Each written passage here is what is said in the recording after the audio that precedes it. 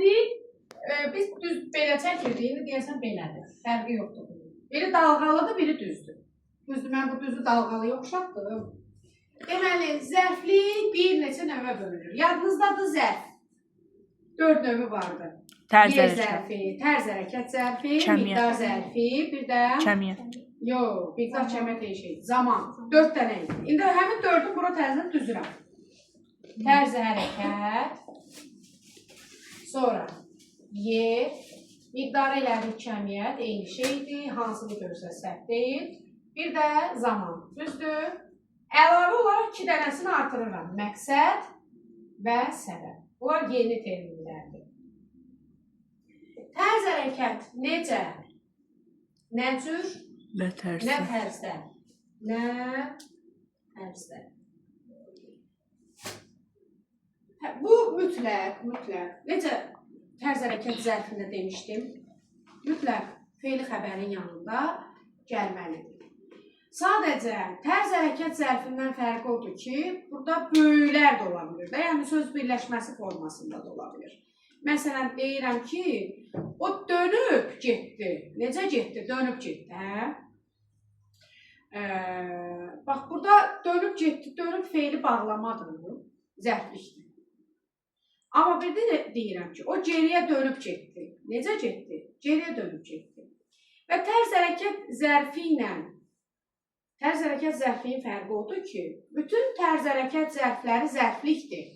Amma baxın, fe'li bağlama zərf deyil axı. Deyirəm, o yaxşı oxudu, necə oxudu? Bu zərflikdir, tərz hərəkət zərfi. Həm də tərz hərəkət zərfidir, düzdür? Amma o dönüb getdi cümləsində dönüb sözü zərflikdir, amma zərf deyil. Fe'li bağlamadır. Çatdı sizə? Ona görə də, bax, burada bu bir haçalanır da bu yol. Bütün zərflər zərflik olsa da, bütün zərfliklər zərf deyil. Sonra, yer zərfi. Yer zərfi, baxın, yer zərfliyi. Yer zərfli funksiyasında daha çox yer zərfləri iştirak edir. Aşağı, yuxarı, üzü aşağı, üzü yuxarı, irəli, geri, sağa, sola, ora, bura, bəri. Bunlar yer zərfləri, düzdürmü? Hara sualına cavab verir. Hara, haraya. Bu hara o haradır ki, haraya çevrilsin dərhal. Çünki mən bunu verə bilirəm də, necə yazmayayım bura? Harada, haradan. Fikir verin, mən ismin hansı halını yazmadım bura. Görüm kim tapacaq? Adlı. Adlı yazmışam. Təsirli. Təsirli. Aferin. Təsirli yazmamışam. Ben niye 5 oldu? Biraz da yazmamışsın. Yəliyə sualına cavab verən cümləsimiz yoxdur. Haranı. Kimin, nəyin, haranın sualına cavab verən cümləsimiz yoxdur. Bir dənə yazmamışam haranı.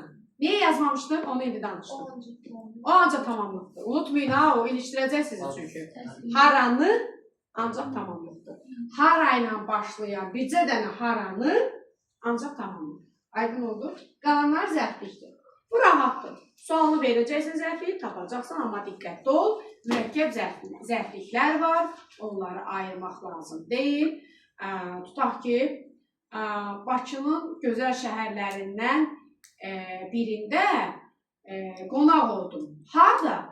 Bakının gözəl şəhəri nə idi? Bakının gözəl qəsəbələrindən birində qonaq oldum. Qonaq oldum harada? Bakının gözəl qəsəbələrindən birində. Fikir verin, bu hamısı zərflikdir.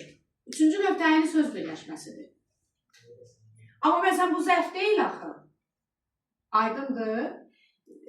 Ona görə zərflə tutaq ki, zərfliyi dəyişik sallayın. Sən sualı verirsən, burada zərfi unut ümumiyyətlə. Burada cümlə özvlərinə baxırsan. Sonra kəmiyyət. Kəmiyyət nə qədər? Nə dərəcədə? Suallarına cavab verin. Bu dərəcəni sifətin dərəcəsinə gedin, qaydın. Çünki deyir, su o qədər soyuğuydu. Nə dərəcədə? Yəni, suyun soyuqluğunun temperaturunu burada hiss edəməlisən. Hava ilə soyuğuydu. Nə dərəcədə soyuğuydu? Elə bu nə qədərə də gedir, çıxır. Aydın oldu. Bir də burada, uşaqlar, çox sözü var. Çox. Çox sözü sifətin yanında gələndə çoxaltma dərəcəsi yaradır, çox gözəl, çox ağıllı. Amma cümlədə onu unudacaqsınız. Tutaq ki, o çox ağıllıdır. Fikir verin, vergül də qoymuşam hətta. Siz düşünürsünüz bu ədatdır. Bu ədat deyil. Bax, orada belə bir cümlə qeyd edirsiniz ki, çox az sözləri, sən onu saxla. Deməli, bu cümlə, bayaq nə dedik? Dedik ki, çox az sözləri, əgər sifət, say və zərflə ifadə olan ismi xəbərin yanındadsa, zərfli olacaq. Bax, o çox ağıllıdır. Ağıllı sifətdir. Artıq bu çox da olacaq kəmiyyət zərfli. Çox azdır. Az saydır. Bu da olacaq kəmiyyət zərfli. Çox yuxarıdadır. Yuxarı nədir? Zərf. Bu da olur zərfli. Bunlar üçü də zərflikdir. Bəs nitq hissəsi olaraq nə olar? Kimin burada fikir var? Görün kim ağılır? Zərf olacaq. Bəli, zərfli üçün zərf olacaq da. Başqa neyi yoraq sözümüzü? Yox, o çox insanın arzusudur. İnsan isimdir. İsmi yanında gəlin. Təyin. Təyincə bu nə olacaq? Say olacaq. Deməli, ədat söhbəti burada yaddan çıxdı. Ona görə vergüllər düzmüşəm. Gördünüz? Sonra çox bilir. Bunu bilərsiniz. Çox nədir burada sizcə? Zərflikdir. Düzdürmü? Bəs nitq hissəsi olaraq zərfdir. Ay, sağ ol. Deməli, bu oldu bizim kəmiyyət zərfliyimiz. Zaman zərfliyi. Haçan, nə zaman, ha vaxt. Nə vaxt? Bu tipli suallara cavab verir. Deməli, zaman zərfliyinin də zərfdən fərqi odur ki, axşam, sabah, gündüz, gecə, gün orta. Bunlar zərfdir də, bilirəm, düzdür? Ay, sağ ol. Amma zərfliklər var. 1932-ci ilin qışı. Nə zaman? 1932-ci ilin qışı zərflikdir, amma zərf deyil. Nə olar sizcə bu? 1932-ci ilin qışı nədir? Yox, zərflikdir bildim. Amma nitq hissəsi deyil. Nitq hissəsi deyil. O boyut nitq hissəsi olur. Nə olar bu? Üçüncü nöqtənin söz birləşməsi. Üçüncü nöqtənin söz birləşməsi. Bəli. Deməli, ona görə də burada diqqət olmalıdır. Başqa zaman zərfliyində elə bir şey yoxdur. Məqsəd, səbəb zərfliyi bu yenidir. İndi bura diqqətlə mənə qulaq asırsınız. Məqsəd və səbəb sözlərini birinci ayıraq nədir? Məqsəd olmayan bir şeydir. Səbəb olan bir şeydir. Məqsədin nədir deyirəm? Deyirsən ki, universitetə daxil olmaq. Amma hələ olmuyor. Deməli, məqsəd olmayan işdir. Deyirəm, gecikmirsən. Səbəb nə idi? Artıq gecikmirsən axı. Gecikdiyin şeyin səbəbi olacaq. Yatıb qalmışdın bilirsən. Deməli, səbəb baş verib bitən işdir. Məqsəd isə hələ olunacaq işdir. Və bunların ikisinin də sualı niyə, nə üçün? Nə üçün? Niyə, nə üçün var? Amma birində nə səbəbədir, birində nə məqsədlədir. Yenə də sən o nə səbəbə, nə məqsədlə sözlərini rahat verəmirsən. Deməli, sən orada cümlədəki mənaya baxmalısan. Deyirəm ki, oxumaq üçün gedirəm. Bu məqsədli səbəb? Məqsəddir. Oxuduğum üçün bilirəm. Səbəbdir. Ay, sağ ol. Vətən yolunda döyüşə gedirəm. Məqsəddir. Vətən uğrunda vuruşmağa gedirəm. Bu da məqsəddir. Səbəb deyil, hələ gedirəm. Sən mənə qulaq asasan deyə danışıram. Məqsəd. Hələ sən mənə qulaq asmamısan. Deməli, sən mənə qulaq asasan deyə tipli, vətən uğrunda, vətən yolunda tiplilər məqsəd zərfliyi kimi işlənir. Amma məqsəd və səbəb zərfliyi olsa da məqsəd səbəb zərfi yoxdur. Səbəb məqsəd qoşması var. Səbəb bağlayıcısı var. Onları bundan qarışıq salmışsınız. Bunlar ancaq zərflikdir. Bir də biz bu nə üçün sualını başqa harda görmüşdük? Tamamlıqda. Düzdür? Necə ayıraq? Əgər isimlərin yanındadırsa, tamamlıqdır. Tutaq ki, anam üçün. İşlənməsinə baxın. Anam üçün. Kim üçün? Atam üçün. Amma oxumaq üçün. Bu amma zərflikdir.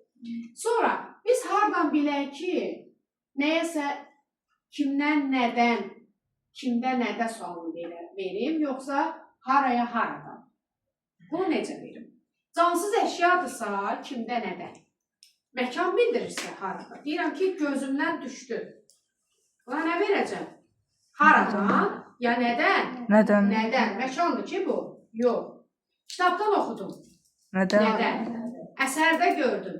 Nədən? Amma deyirəm ki, bayırda dayanmışam. Harada? Məktəbdə oturmuşam. Ay sağ ol. Bunları da belə ayırırsınız. Və salam, zərfliyin hamısını dedim. Bunlar da bütün cümlə üzvləri sadə və mürəkkəb olur. Sadə zərfliklər, zərflərlə, sonra ola bilər başqa-başqa nitq hissələrlə, elə belə əvəzlikləri ilə ifadə oluna bilər. Sonra canım sizə desin, isimlər də ifadə oluna bilər. Məkan bildirən isimlər, məsələn, Bakı, Şəki, Şamaxı, nə bilim, sinif, restoran, otaq, titrilər, bu isimlər zərflik ola bilirlər.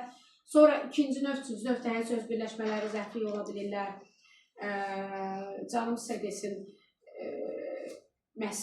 feili bağlama tərkibi zərflik ola bilir.